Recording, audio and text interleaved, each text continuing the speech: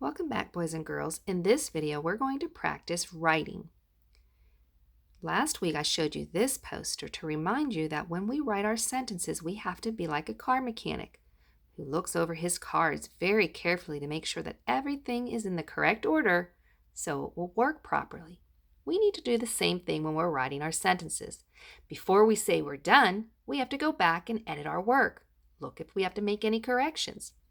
So, remember, you have to look for, did you start your sentence with capitals? Did you leave spaces between your words? And did you end your sentence with the correct punctuation? So on these posters down here, it reminds us that we need capitals. What needs a capital? Names always begin with a capital letter. This little boy's name is Ben, so you see a capital B. Places you go to have to begin with a capital letter because it's a proper noun. So if you went to Walmart, you would see a capital W on the sign. If you went to McDonald's, you would see a capital M on the sign. We always start the first word in a sentence with a capital.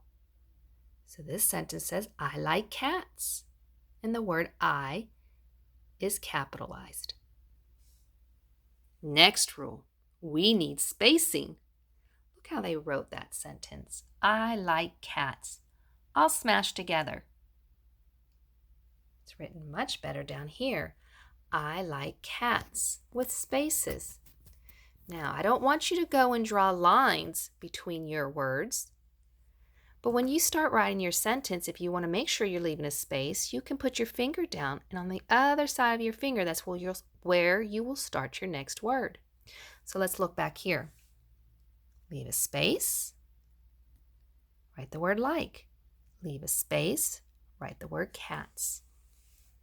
Our last rule that we always make sure we do is make sure that we have the correct punctuation. It stops the sentence. And this sentence needed a period. Those are the 3 rules that we have on our paper at school that we have to go back and check for. Now, there's one more rule that Mrs. Behringer always asks you to go back and check. Let's look at this one here. This is a sight word, like. So when you're writing your words and you know they're sight words, go to your sight word list if you don't know how to spell it correctly and make sure you spell it the correct way. Now, in a few moments, we're going to practice writing a sentence together. But before we do that, I want to go over verbs with you. We're going to talk about verbs again. Remember, verbs are the words in the sentence that show action. So I would like to read this book with you. Is Everyone Ready for Fun? By Jan Thomas. Now, I read this in another video earlier, about maybe 3-4 weeks ago. So if you didn't hear it, it'll be new to you. But if you've heard it, listen again. And we're listening for verbs. Remember, verbs show action. The cows are all excited and they say, look, it's Chicken's sofa. And they plop down on it. Is everyone ready for fun? It's time to jump up and down, up and down. Let's all jump up and down on Chicken's sofa. Look at the action lines. What action is going on?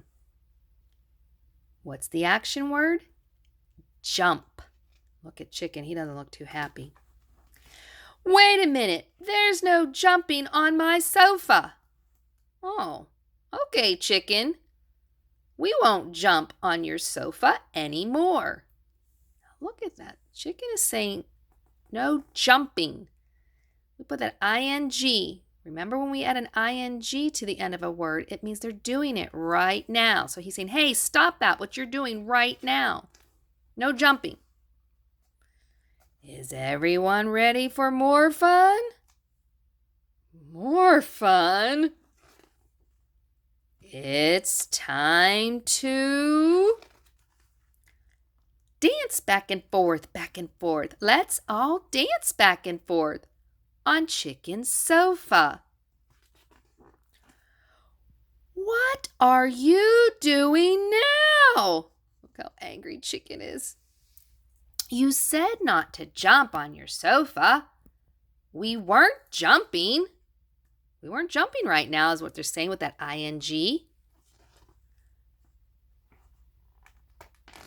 Is everyone ready for even more fun? No more fun. It's time to wiggle back and forth, to and fro, to and fro. Let's all wiggle to and fro. On Chicken's sofa. Look at the action lines. See, they're wiggle, wiggle to and fro, or back and forth. That's the action they are doing. Enough! There will be no more jumping, dancing, or wiggling on my sofa. Then there's only one thing left for us to do. Is everyone ready? Oh, Chicken's just about had it. He's given up. It's time to...